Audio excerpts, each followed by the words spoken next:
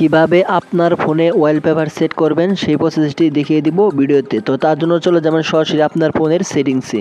তো সেটিংসে আসার পর এখান থেকে একটু নিচের দিকে আসবেন। নিচের দিকে আসলে এখান থেকে আপনি দেখতে পাচ্ছেন ওয়ালপেপার নামে একটি অপশন রয়েছে, সরাসরি এখানে একটি টাচ করে দিবেন।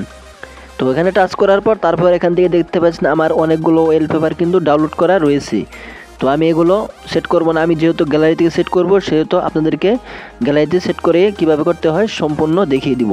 তো তার জন্য এখান থেকে দেখতে পাচ্ছেন ফিল মোর নামে যে অপশনটি রয়েছে, তো সরাসরি এখানে একটি ক্লিক করে দিবেন। তো এখানে ক্লিক করার পর তারপর এখান থেকে কর্নার একটি অপশন দেখতে পাচ্ছেন মাই অ্যাকাউন্ট, এখানে একটি ক্লিক করে দিবেন।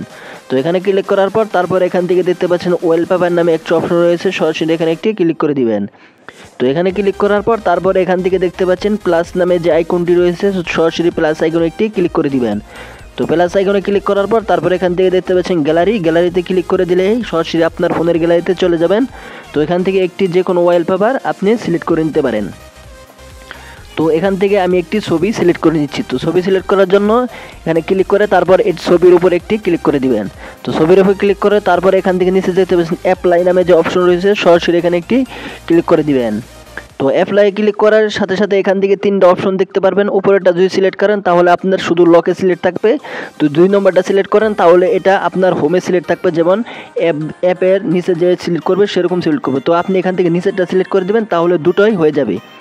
তো এখান থেকে নিচেরটা সিলেক্ট করে দিলেই কিন্তু আমার এটা দুটোই হয়ে গেছে। আপনি এটা বন্ধ করলে আপনার ছবি বাসবে এবং চালু করলেও কিন্তু আপনার ছবি ওয়ালপেপারে বাসবে। তো এই ছিল প্রসেস। তো ভিডিও ভালো লাইক দিবেন, চ্যানেল নতুন